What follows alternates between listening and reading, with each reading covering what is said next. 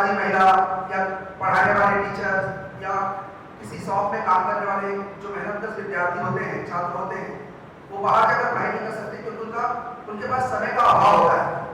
ऐसे विद्यार्थियों के लिए, ऐसे छात्रों के लिए, ऐसे मेहनतकश छात्रों के लिए श्री राम अकेडमी आपके बेमेतरा शहर में श्री माननीय विधायक साहू जी के द्वारा संचालित किया जा रहा है, उसकी तरफ से हम सब लोग उपस्थित हुए हैं। ऐसे के लिए आज हम यहाँ पर उपस्थित है कि आपको छत्तीसगढ़ की जो कंपटीशन एग्जाम है, उस कंपटीशन एग्जाम में जो जो परीक्षाएं आयोजित की जाती हैं, उन परीक्षाओं को लेकर ठीक क्या टिप्स हो सकते हैं उसको बताने के लिए हम आए हुए हैं। मुख्य रूप से CGPSC को केंद्र में रखकर अपन बात करेंगे, ठीक है। फिर उसके बाद आपके जो क्वेरीज होंगे वो क्वेरीज अपन लेंगे, ठीक, क्या पढ़ते हैं क्या नहीं पढ़ते। वैसे इन्फॉर्मेशन की इस दुनिया में सारे इन्फॉर्मेशन आपकी उंगली पर मौजूद हैं, ऐसा कुछ अलग बताऊंगा नहीं कि कोई अलग किताब बताना पड़ेगा, ठीक है, कोई अलग नोट्स बताने पड़ेंगे, कोई अलग गाइडेंस बताने की आवश्यकता नहीं है। सारे के सारे मोबाइल पे उपलब्ध हैं, आप सब देख सकते हैं, सभी का सब आपको पता भी होगा, इन्फॉर्मेशन भी आपको सबको होगा, पर समय समय पर हमको बताने की आवश्यकता इसलिए पड़ती है क्योंकि हमारे बीच में कोई एकलव्य नहीं है। एकलव्य की कहानी आप जानते हैं, एकलव्य को बिना ऐसे कोई, ठीक है, संस्थान के बिना, कोई कोचिंग इंस्टीट्यूट के बिना, कोई विद्यालय के, ठीक, उन्होंने स्वयं से पढ़ा, एक पत्थर को, एक मूर्ति को उन्होंने अपना गुरु मान लिया और स्वयं मेहनत करते चले गए और फिर उसके बाद दुनिया के वो सर्वश्रेष्ठ धनुर्धारी बन गए। लेकिन क्या आज हमारे बीच में कोई एकलव्य है? तो आप पाएंगे कि नहीं, ऐसा कोई व्यक्ति नहीं होता होगा या बहुत कम व्यक्ति होंगे ऐसे, ठीक, जो स्वयं से मेहनत कर सके। इसलिए समय समय पर, ठीक, हमें जागरूक करने की आवश्यकता पड़ती है, बताने की आवश्यकता पड़ती है, जिसके लिए हम आप उपस्थित हुए हैं। छत्तीसगढ़ PSC के बारे में आप सभी जानते हैं, परिचित हैं, परिचित हैं। सबसे पहले एक बार आप बताइएगा कितने लोग यहाँ पर कॉलेज कंप्लीट कर चुके हैं? इतने लोग कॉलेज कंप्लीट, ग्रेजुएट हैं मतलब, और कितने लोग हैं जो ग्रेजुएट ऑनगोइंग है, जिनका ग्रेजुएशन, ग्रेजुएट कंप्लीट मतलब PG भी कंप्लीट वाले हैं ना? नहीं, सारे ग्रेजुएट वाले हैं यहाँ पर जी। और कितने लोग का ग्रेजुएशन ऑनगोइंग है? ग्रेजुएशन चल रहा है अभी, ठीक है, ओके, चलिए ठीक। तो सभी कंपटीशन एग्जाम के लिए बैठे हैं ना? छत्तीसगढ़ में जो कंपटीशन एग्जाम होगा उसी कंपटीशन एग्जाम के लिए लगभग सब बैठे हैं जी, ठीक है, ओके। तो CGPSC को केंद्र में रखकर बात करें, ठीक है। तो CGPSC के सिलेबस के बारे में आपको ऐसे तो ऑलमोस्ट जानकारी होगी, पर मैं ब्रीफ जानकारी दे दूं कि छत्तीसगढ़ PSC छत्तीसगढ़ लोक सेवा आयोग के द्वारा आयोजित की जाने वाली सबसे बड़ी परीक्षा है, जिसमें छत्तीसगढ़ के सेकेंड क्लास, द्वितीय क्लास और तृतीय क्लास, जो तृतीय श्रेणी के अधिकारी होते हैं, उनकी भर्ती की जाती है, ये आप जानते हैं। CGPSC जो ऑलमोस्ट फरवरी के पहले वीक या दूसरे वीक या तीसरे वीक या फरवरी के महीने में लगभग आयोजित की जाती है। 26 नवंबर, कुछ समय से हमारे यहाँ ट्रेडिशन चला रहा है, परंपरा चला रहा है कि 26 नवंबर को CGPSC का वैकेंसी आता है और उसके बाद उसमें जो भी एग्जाम डेट रहता है, जो अभी अमूमन देखा जा रहा है कुछ सालों से फरवरी में आयोजित होते हैं, ओके। तो फरवरी में जो CGPSC की परीक्षा आयोजित होगी या 26 नवंबर को जिसका वैकेंसी आने वाला है, उसकी परीक्षा 3 चरणों में आयोजित की जाती है। पहला चरण प्रीलिम्स कहलाता है, प्रारंभिक परीक्षा, जानते होंगे आप लोग, और दूसरी जो परीक्षा है उसका जो दूसरा स्टेज है, अगर आप प्रीलिम्स पास करते हैं तो उसे मुख्य परीक्षा कहा जाता है, मेंस एग्जाम कहते हैं, और फिर उसके बाद इंटरव्यू आयोजित की जाती है, ठीक है। प्रीलिम्स में 2 पेपर होते हैं, ओके।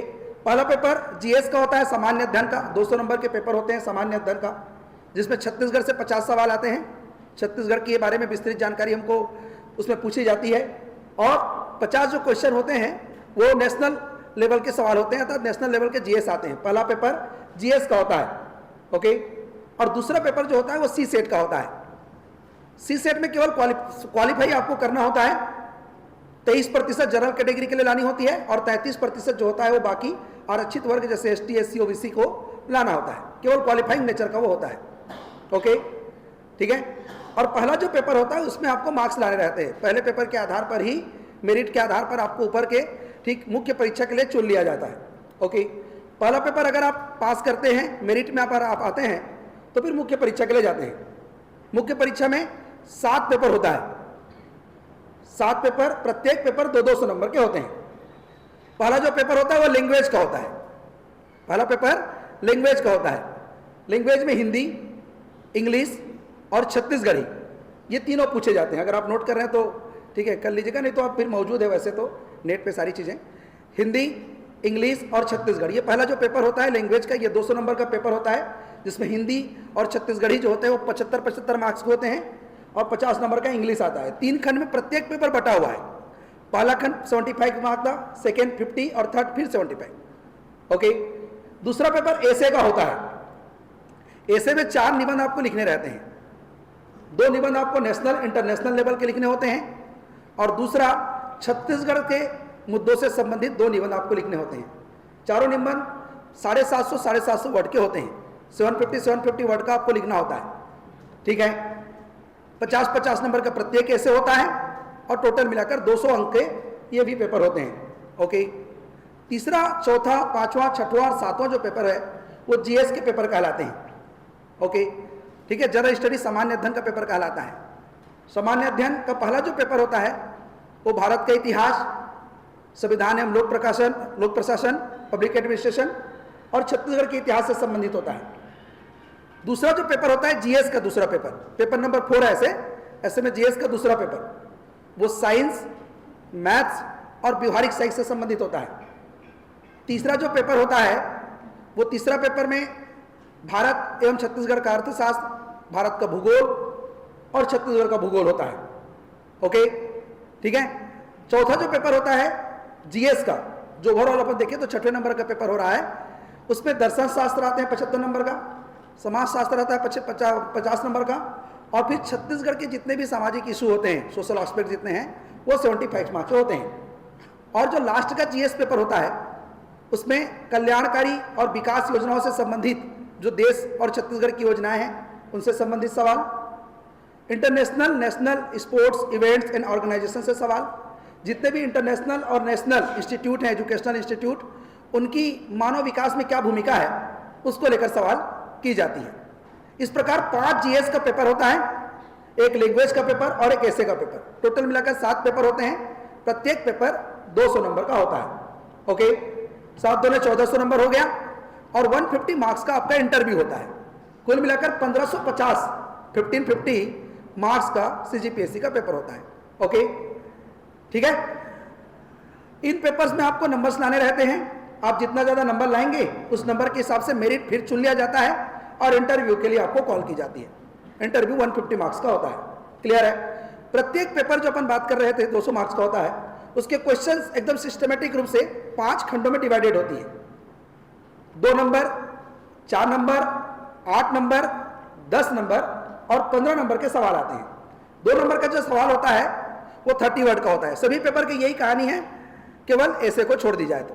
ओके, 4 नंबर का जो सवाल होता है वो 60 वर्ड का होता है। 8 नंबर का जो सवाल होता है वो 100 वर्ड्स में लिखने रहते हैं। 10 नंबर का जो सवाल होता है वो 125 वर्ड में लिखना रहता है और 15 नंबर का जो सवाल है वो 175 वर्ड का होता है। क्लियर है। 2 नंबर के सवाल 30 वर्ड में लिखने रहते हैं। 4 नंबर के सवाल 60 वर्ड्स में लिखने रहते हैं। 8 नंबर के सवाल जो है वो 100 वर्ड्स में लिखने रहते हैं। 10 नंबर के सवाल 125 वर्ड्स में लिखने रहते हैं और 15 नंबर का जो सवाल होता है वो 175 वर्ड्स में आपको लिखने होंगे।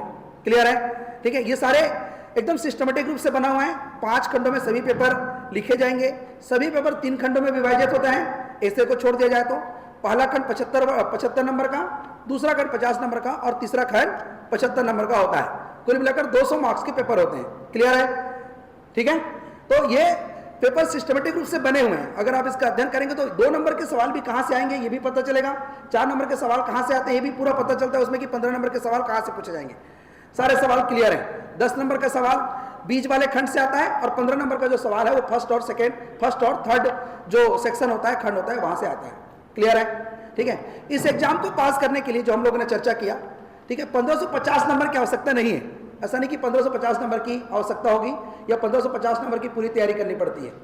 ओके, अभी तक जो ट्रेंड देखा जाता है 50% भी अगर मार्क्स आपके पास हैं तो आप एग्जाम टॉप करते हैं और डिप्टी कलेक्टर, डीएसपी, जो भी बड़े पोस्ट होते हैं, अकाउंट ऑफिसर, ठीक, इन पोस्ट को आप अपने हिसाब से प्राप्त कर सकते हैं।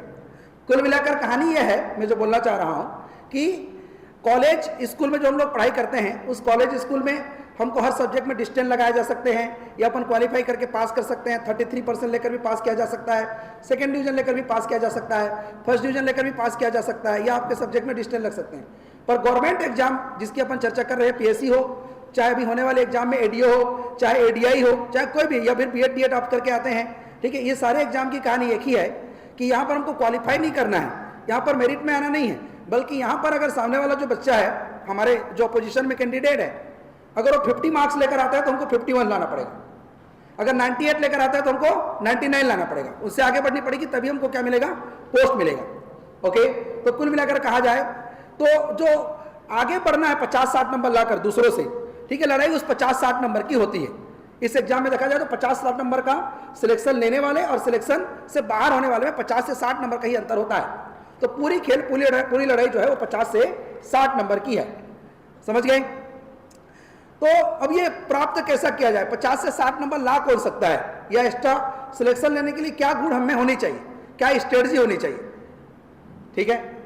तो स्ट्रेटजी वैसे देखा जाए तो जितने लोग भी सिलेक्शन होते हैं लेते हैं, चाहे 50 लोग डिप्टी कलेक्टर बने, चाहे आईएएस बने, आईपीएस बने, ठीक, या सिलेक्शन लेने, सबका अपना ओन स्ट्रेटजी होता है, सबका अपना स्ट्रेटजी होता है। ऐसा नहीं कि एक ही कोई स्ट्रेटजी होगा सिलेक्शन को लेकर, कोई एक स्ट्रेटजी नहीं होता, ठीक है। सबके अलग अलग तरीके होते हैं पढ़ने के, कोई दिन में पढ़ता है तो कोई रात में पढ़ता है, कोई दिन और रात में नहीं पढ़ता, घूमते घूमते पढ़ाई कर लेता है, कोई यूट्यूब चलाते हुए पढ़ाई कर लेता है, कोई बिना लिखे पढ़ाई कर लेता है, किसी को लिख के पढ़ने की आदत होती है, सबका अपना अपना स्ट्रेटजी होता है, ठीक है, कोई एक स्ट्रेटजी नहीं होता।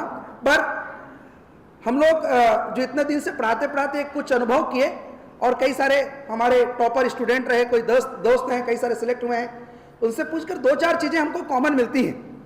वो गुण अगर आप में है तो आप 50-60 नंबर लाकर सीजीपीएससी आसानी से क्वालिफाइड कर सकते हैं, सिलेक्ट हो सकते हैं।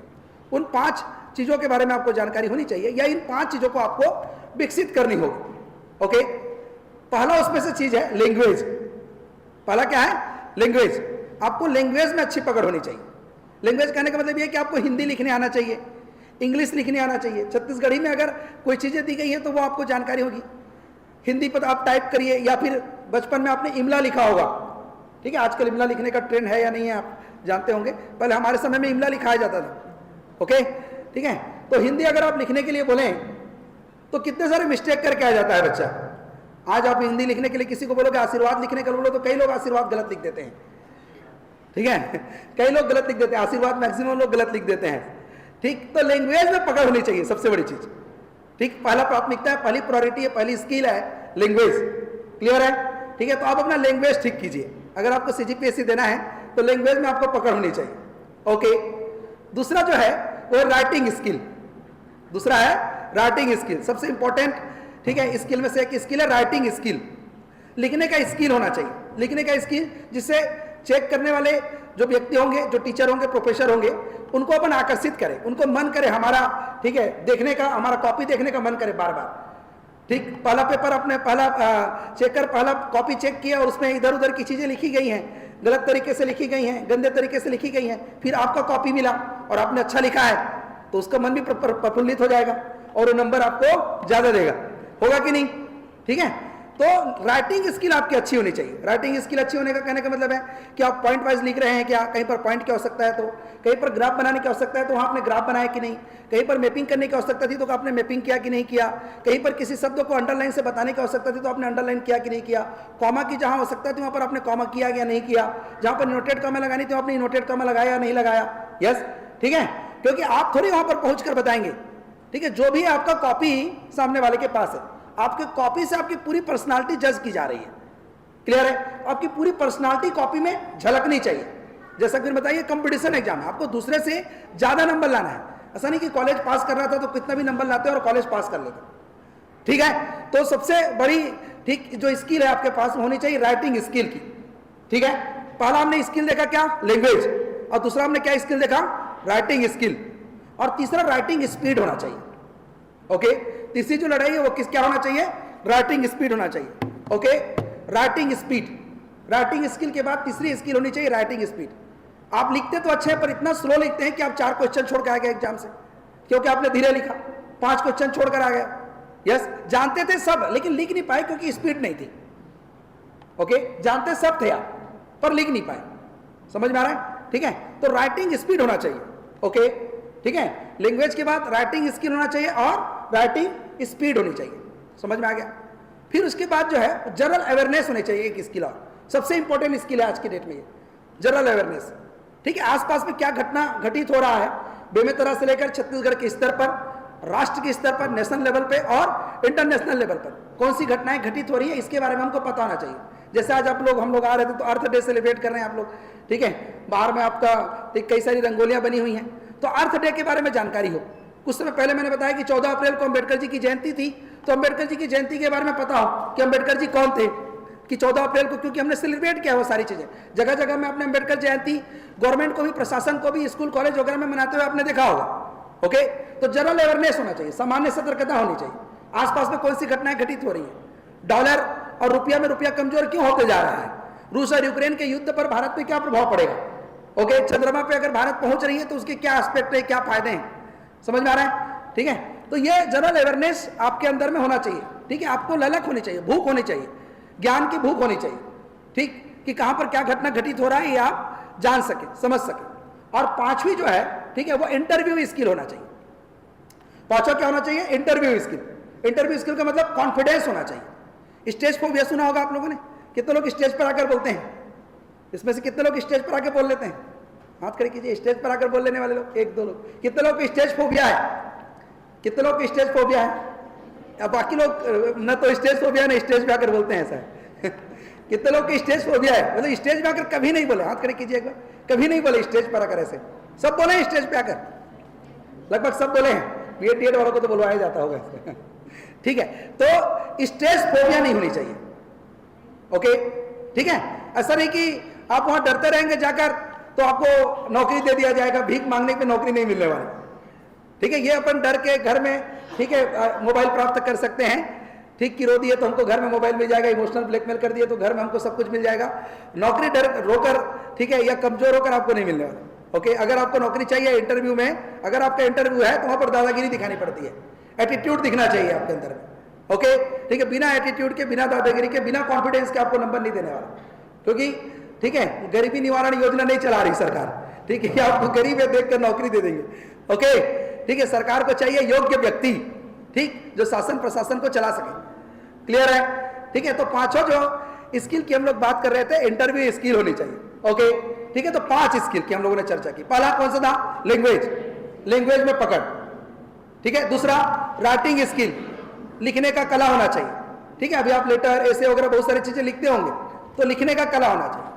तीसरा राइटिंग स्पीड, बहुत इंपॉर्टेंट है, आप ध्यान देना पूरे, ठीक है। हमारे अभी जितना भी, ठीक है, ये 1.5 घंटे का प्रोग्राम चलेगा, इसमें यही 5 गुण चाहिए आपको, ठीक। एक हम लोगों ने क्या पढ़ा, लैंग्वेज, दूसरा राइटिंग स्किल, तीसरा राइटिंग स्पीड, चौथा हम लोगों ने क्या, ठीक है, जनरल अवेयरनेस, ओके, और पांचवा क्या था, इंटरव्यू स्किल। तो ये पांचों चीजें जो है किसी के पास जन्मजात नहीं होता, ओके, न राइटिंग स्किल, न राइटिंग स्पीड, न जनरल अवेयरनेस, ठीक है, न लैंग्वेज पे पकड़, न इंटरव्यू स्किल, ओके, पांचों चीजें नहीं होती। ये पांचों चीजें अर्जित की जाती हैं मेहनत से।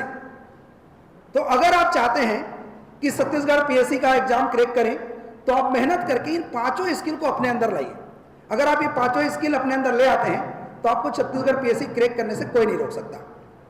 पांचों स्किल को लाने के लिए आपको मेहनत करनी पड़ेगी, उसके लिए प्रॉपर आप प्लान बनाइए, खुद प्लान बनाना पड़ेगा आपको, ठीक है। आप अगर प्लान बनाने में असमर्थ हैं, असहाय हैं, तो आप किसी भी सीनियर, ठीक है, आपके कॉलेज के प्रोफेसर, टीचर, या हमारे जैसे कंपटीशन एग्जाम में पढ़ाने वाले जो टीचर होते हैं आपके कांटेक्ट में जो भी होंगे, उनका आप मदद ले सकते हैं, पर करना तो आप खुद को होगा, ओके, ठीक है, खुद को होगा। ऐसा नहीं कि हम आपकी जगह एग्जाम पर बैठेंगे और हम क्रैक करवा देंगे, बिल्कुल नहीं, करना आपको खुद को है। तो आप अपने आप को जानिए, आप अपने अंदर की शक्तियों को पहचानिए। सुकरात का नाम सुना है, ठीक है, सुकरात प्रसिद्ध दार्शनिक है। सुकरात ने कहा नो योरसेल्फ, खुद को समझे, ओके, ठीक है। तो आपको खुद को जानना होगा, आपको खुद की कमियों को पहचाननी पड़ेगी, खुद की शक्तियों को, खुद की ताकत को पहचानना पड़ेगा। आप अपने ताकत को पहचानिए, आपका स्ट्रेंथ क्या है, और अपने कमजोरियों को पहचानिए, आपकी वीकनेस क्या है, और उसके हिसाब से आप प्लान कीजिए, स्ट्रेटजी बनाइए कि आप कैसे राइटिंग स्किल, कैसे राइटिंग स्पीड, कैसे लैंग्वेज, कैसे इंटरव्यू स्किल, और कैसे जनरल अवेयरनेस में अपनी पकड़ मजबूत कर सकते हैं, ओके। अगर आपने ये 5 काम कर लिया तो फिर आपको डिप्टी कलेक्टर, डीएसपी तो क्या, यूपीएससी का एग्जाम क्रैक करने से कोई नहीं रोक सकता, ओके। अपने कबीरदास जी का एक दुआ सुना होगा, करत करत अभ्यास के है जड़मति होत सुजान, रसरी आवत जात है सिल पे पड़त निशान। तो आप कंटिन्यूअस अगर मेहनत करते हैं, ठीक है, लगातार अगर आप एक गोल को फिक्स करके मेहनत करते हैं, उस डायरेक्शन में आप मेहनत करते हैं, सही पाथ में आप मेहनत करते हैं, तो आपको सफल होने से कोई नहीं रोक सकता। क्लियर है? और जब आप, ठीक है, इस गोल, इस लक्ष्य में आगे बढ़ने का प्रयास करेंगे तो कई सारी कठिनाइयों का भी आपको सामना करना पड़ सकता है। प्रॉपर अध्ययन करें और सिलेबस को अध्ययन करने के पश्चात उसके लिए एक रणनीति बनाएं, और रणनीति बनाने के बाद जो मैंने 5 स्किल बोला था, उस 5 स्किल के पीछे भागे, देखें कि वो 5 स्किल आप में है या नहीं है, और नहीं है तो उसे किस तरीके से प्राप्त की जा सकती है, ताकि आप छत्तीसगढ़ में आयोजित होने वाली CGPSC की सबसे बड़ी परीक्षा को आप आसानी से क्रैक कर सकें। ओके, ऐसा नहीं कि पहला अटेम्प्ट में क्रैक नहीं होता, कई एग्जाम्पल आपको देखने को मिलेंगे जिसमें पहला अटेम्प्ट में बहुत सारे लोग जो है वो क्रैक कर जाते हैं। IAS का भी आप एग्जाम के बारे में सुने होंगे, गोविंद जायसवाल का नाम सुना है आप लोगों ने? एक IAS अधिकारी है गोविंद जायसवाल जी, उनके पिताजी रिक्शा चलाते थे, गोविंद जायसवाल, ठीक है। वो तैयारी करते थे तो कहते थे कि उनके पास चाय पीने के लिए पैसा नहीं था, एक समय में एक टाइम का चाय पीने के लिए उनके पास पैसा नहीं था। और आप, ठीक है, उनका और आपका अपना परिस्थिति का कंपैरिजन कीजिए कि आपके पास आज एंड्रॉयड मोबाइल है, ठीक है, इतने अच्छे इंफ्रास्ट्रक्चर जगह पर आप बैठते हैं, आपके लिए तरह तरह की कार्यक्रम आयोजित किए जाते हैं ताकि आपके लक्ष्य को आसान बनाया जा सके, आपके रास्ते को आसान बनाया जा सके, आप आसानी से मंजिल प्राप्त कर सकें। वो एक दौर था गोविंद जायसवाल जी का जिनके पास चाय पीने के लिए भी पैसा नहीं था। जब वो इंटरव्यू के लिए गए तो उनके पास इंटरव्यू के कपड़े सिलाने के लिए पैसे नहीं थे। उनकी जो दीदी थी, जो प्रेग्नेंट थी उस समय, और अपने प्रेग्नेंट के लिए जो थोड़ा बहुत पैसा जमा करके रखी थी, हॉस्पिटल में जो खर्चा आएगा वो पैसा देने के बाद उससे वो सूट खिलाते हैं और इंटरव्यू के लिए जाते हैं, समझ रहे हैं, और फिर उसके बाद इंटरव्यू क्रैक करते हैं और IAS बन जाते हैं। तो कहने का मतलब यह है कि जब तक आपके जीवन में कठिनाई नहीं आएगी, जब तक आपके जीवन में अभाव नहीं आएगा, तब तक आप अपने, ठीक है, क्षमता को, अपने पोटेंशियल को पहचानेंगे नहीं। अपनी क्षमता और अपने पोटेंशियल को पहचानना होगा तो आप कठिनाइयों का सामना करें, ठीक है। कंफर्ट जोन से बाहर निकलना होगा आपको। आप अगर कंफर्ट जोन में रहेंगे तो बिल्कुल पढ़ाई नहीं हो सकती, बिल्कुल आप अपने मंजिल को प्राप्त नहीं कर सकते। कोई भी व्यक्ति कंफर्ट जोन में रहकर शायद ही अपने मंजिल को प्राप्त करता होगा, ठीक है। ऐसे ही एक अंसार शेख IAS है, अंसार शेख, नाम सुना होगा, अगर नहीं सुनोगे तो यूट्यूब पे सबकी कहानी मौजूद है, ठीक है। अंसार शेख जब मुख्य परीक्षा लिखने जा रहे थे UPSC का, तब रास्ते में उनका एक्सीडेंट हो जाता है, और एक्सीडेंट हो जाता है, बाइक में वो पेपर देने जाते रहते हैं, फिर वहां से वो उठते हैं, कपड़ा वपड़ा धूल झाड़ते हैं, ठीक है, जो भी उनके हाथ में चोट लगा रहता है, पैर में चोट लगा रहता है, ठीक है, उस चोट के साथ, उस गंदे कपड़े के साथ वो एग्जाम दिलाने जाते हैं, मैथ्स का पेपर देते हैं, रिजल्ट आता है, वो IAS बन जाते हैं इंटरव्यू क्रैक करने के बाद। ओके, ठीक, अगर हमारे साथ ऐसा हो तो सोचिए, आप पेपर यहाँ पर पढ़ते होंगे, टेस्ट आयोजित की जाती होगी अगर, ठीक, और सर दर्द करता होगा और आपकी तैयारी नहीं है तो आप बहाना बना देते होंगे, सर दर्द किया मैम या सर इसलिए हम लोग टेस्ट देने नहीं आए आज, ठीक है, सर दर्द कर रहा था या ये काम आ गया, वो काम आ गया, ठीक है। यहाँ एक बच्चे का एक्सीडेंट हो जाता है, 22 साल में IAS बन गए। गोविंद जायसवाल भी 23 साल में IAS बन जाते हैं, ठीक है। 22 साल 23 साल में IAS देश का सबसे बड़ा एग्जाम पास करते हैं, इसलिए क्योंकि उन्हें, ठीक है, अपने परिस्थितियों से लड़ने का जज्बा है, वो अपने परिस्थितियों से लड़ सकते थे। और हम इसलिए आज कुछ नहीं कर पाते अगर अपन असफल हैं, क्योंकि हम अपने परिस्थितियों से लड़ने के बजाय, जूझने के बजाय भागना पसंद करते हैं। तो अगर आपको सफल होना है तो परिस्थितियों से भागिए मत, लड़िए। लड़ने वालों को लोग याद करते हैं, भागने वालों को नहीं। ओके, ठीक है। तो अगर आपकी कोई और क्वेरीज होगी एग्जाम को लेकर, किसी चीज़ों को लेकर, तो आप पूछ सकते हैं।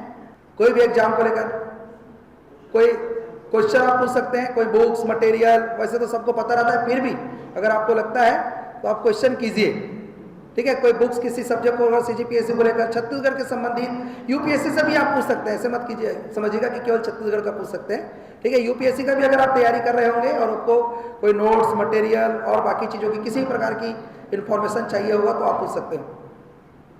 छत्तीसगढ़ PSC का भी पूछ सकते हैं। छत्तीसगढ़ सरकार के द्वारा आयोजित की जाने वाली अन्य परीक्षाएं जो होती हैं, कंपटीशन एग्जाम, उनके बारे में भी आप पूछ सकते हैं।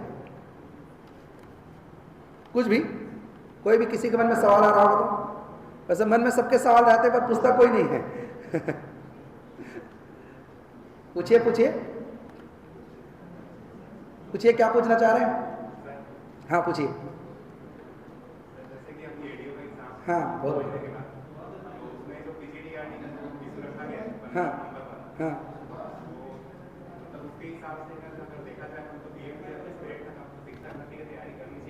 हाँ हाँ, तो अभी एडीओ का तैयारी करना हमने बेहतर समझा है, और उसके लिए जो अपने आप को कैसे मोटिवेट करें, क्योंकि आसपास जो चर्चा होती रहती है कि 15% जो है, 15 नंबर जो है PGDRD वालों को दिए जाएंगे। तो उस स्थिति में अपने आप को कैसे मोटिवेट करें? हमको भी सवाल आता है कि क्या हम बिना पीजीडीआरडी के सेलेक्ट हो पाएंगे, तो इससे भी मार्गदर्शन करें। ठीक है, बिल्कुल, बहुत बढ़िया सवाल। बहुत लोगों का ये सवाल है कि बिना पीजीडीआरडी के क्या वो एग्जाम को अपियर करना चाहिए, देना चाहिए, और होगा कि नहीं होगा। तो आप पुराना रिकॉर्ड भी अगर ट्रैक रिकॉर्ड देखें तो बिना पीजीडीआरडी के भी लोगों का सिलेक्शन हुआ। ऐसा नहीं कि पीजीडीआरडी के साथ ही सिलेक्शन हुआ है, पहली चीज़। दूसरी चीज़ ये होती है कि जब ये बता दिया जाए कि आपके पास ये है तो आपको कुछ नंबर्स मिलेंगे, ठीक है। जैसे पीजीडीआरडी वालों को ये बोल दिया गया है कि 15% का आपको फायदा मिलेगा, तो पीजीडीआरडी यहाँ पर कम पढ़ाई भी करते हैं, और जब हमको पता है कि हमारा 15 नंबर जो नंबर आएंगे उसमें 15 नंबर कम करके दिया जाएगा, तो हमको ज़्यादा मेहनत करनी चाहिए। उल्टी हमको तो पता है कि 15 नंबर हमारा कम कर दिया जाएगा, है कि नहीं, ठीक है। तो हमको मेहनत करना चाहिए। और जो एडीओ का जो सिलेबस रखा गया बहुत सिंपल, एकदम साधारण सा सिलेबस, ऑर्डिनरी सिलेबस है। पंचायती राज जो आसपास में सरपंच, ग्राम पंचायत, जनपद पंचायत, जिला पंचायत आप देखते रहते हैं वो है। हिंदी आप ऑलरेडी बीएड में पढ़ते हैं, आपसे ज़्यादा बेहतर हिंदी कोई नहीं जानता होगा, तो हिंदी आपके लिए अच्छा है, ठीक है। हिंदी उसमें सिलेबस में है। छत्तीसगढ़ और छत्तीसगढ़ की जानकारी और सामान्य जानकारी है। छत्तीसगढ़ की मोस्टली जो क्वेश्चन होगा आप ऐसे भी जानते रहेंगे और पढ़ के प्राप्त किया जा सकता है। इसके लिए किसी विशेष इंस्टीट्यूट की आवश्यकता नहीं है एडीओ की पढ़ाई करने के लिए। इंस्टीट्यूशन या कोचिंग संस्थान इसलिए अपन ज्वाइन करते हैं कि हमको रेगुलेटरी मिल जाती है। अगर अपन कोचिंग संस्थान ज्वाइन किए होगे या फिर ऑनलाइन आपने ज्वाइन किया होगा तो रेगुलेटरी मिल जाती है। बिना अगर कोई भी बिना कोचिंग संस्थान का भी एडीओ जैसा एग्जाम को निकाला जा सकता है, क्योंकि एडीओ में कुछ विशेष लिखा नहीं है नहीं, ठीक है। एक तो आजीविका है, ग्रामीण विकास है, पंचायती राज है, हिंदी है और छत्तीसगढ़ है, और ये सारी चीज़ें खुद से पढ़े जा सकते हैं। आप मार्केट से एक किताब उठाओ, छोटी सी किताब, इतनी बड़ी, 2 महीने क्या आप 1 महीना में पढ़ दोगे अगर आप पढ़ना चाहेंगे तो। आपके अंदर में जुनून है, जज्बा है, कुछ कर दिखाने का लगन है, तो आप आसानी से उसे कर लेंगे। और जब हमें पता है 15 नंबर कम आएगा, जैसे आपको पता है, ओके, तो आपको ज़्यादा मेहनत करना होगा उल्टा, क्योंकि ये बता दिया गया है कम से कम कि हमारे अंदर में कमजोरी है। अगर अपन 100 नंबर का बनाएंगे तो 85 नंबर काउंट किए जाएंगे, ओके, ठीक है। और जब ये पीजीडीआरडी वालों के साथ नुकसान क्या है कि उनको ये पता है कि उनको 15 नंबर एक्स्ट्रा मिलेगा, इसलिए कम मेहनत करते हैं। ऐसा मैं इसलिए बता रहा हूँ कि आप सीजीपीएससी का अगर रिजल्ट देखेंगे या किसी भी एग्जाम का रिजल्ट देखेंगे, एक छोटा सा एग्जाम्पल बता रहा हूँ आपको, ठीक है। इसी बार का सीजीपीएससी का अगर आप एग्जाम देखें रिजल्ट, जो पुराना वाला रिजल्ट है, तो आपको 79, 80 तक आपको एक भी एसटी एससी नहीं मिलने वाली।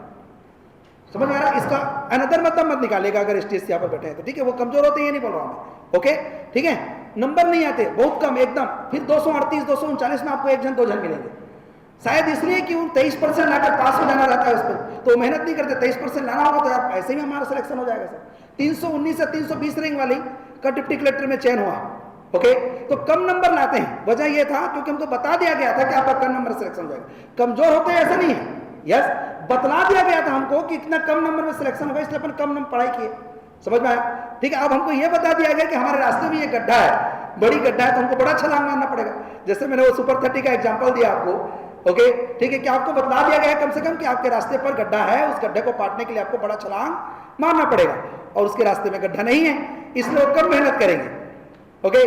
तो जब हमको बतला दिया गया तो फिर कोई इशू नहीं है, एकदम सिंपल है। पीजीडीआरडी वालों को आप पूछेंगे ना जो पढ़ाई कर रहे हैं उसमें, सिर्फ पीजीडीआरडी का 15 नंबर को छोड़ दिया जाए तो जो सिलेबस आप पढ़ रहे हैं आपसे कोई ज़्यादा जानता होगा ऐसा नहीं होगा, ठीक है। अपन दोनों को पढ़ाते हैं, पीजीडीआरडी वालों को भी मैंने पढ़ाया है और ऐसे नॉर्मल विद्यार्थियों को भी पढ़ाया है। दोनों की जानकारी कोई अलग ज़्यादा पीजीडीआरडी वाले ज़्यादा जानते हैं ऐसा नहीं है, नहीं ज़्यादा जानते हैं, ठीक है। तो नॉलेज के लेवल पर समान है, सिर्फ पीजीडीआरडी कोर्स में 15 नंबर उनको एक्स्ट्रा है। तो जहाँ नॉलेज में समान है वहाँ आपको बीट करना है, वहाँ आपको आगे बढ़ जाना है, ठीक है। और वैकेंसी वाली बात रही बीएड टीएड की, तो शिक्षाकर्मी की वैसे ही आने वाली है, ठीक है। आप लोग तैयारी करते रहिए, मुझे मेरा बात होते रहता है कुछ इंटरनल लोगों से, तो इस साल में तो आ ही जाएगी, पर वैकेंसी कम आएगी ऐसे सुनने को मिला, ठीक है। एकदम ऑथेंटिक सोर्स से बात कर रहा हूँ, हवा वाला बात नहीं, ठीक है। तो आने की है तो आपके लिए अच्छी है, खुशखबरी है। जिन लोगों की डिग्री कंप्लीट हो रही है पहले से तैयारी करते रहो, ताकि वैकेंसी आएगी, पर वैकेंसी कम आएगी। उसका वजह है कि अभी बहुत ज़्यादा वैकेंसी तो अपन भर नहीं लिया है, ठीक है। तो ये भी वैकेंसी आएगी, तो आप दोनों तैयारी करते हैं। उसमें यह है कि हिंदी आपको फायदेमंद करेगा, टीचर में भी हिंदी आती है ना, तो आप हिंदी यहाँ भी पढ़े हैं, छत्तीसगढ़ यहाँ भी पढ़ रहे हैं, वो भी टीचर में काम आएगा आपका, ठीक है। सिर्फ पंचायती राज यहाँ भी पढ़ रहे हैं, पंचायती राज वहाँ भी आते हैं, हालांकि कम आएगा, वो भी फायदेमंद है आपके लिए। सिर्फ आजीविका और ग्रामीण विकास जो है आपके लिए अलग है, ओके, ठीक है। 2 चैप्टर आपको अलग पढ़ने पड़ रहे हैं, बाकी सब तो शिक्षाकर्मी में भी काम आएगी, ठीक। तो वहाँ भी आपके लिए फायदा होगा। तो ये सोच कर पढ़िए कि दोनों जगह काम आएगी।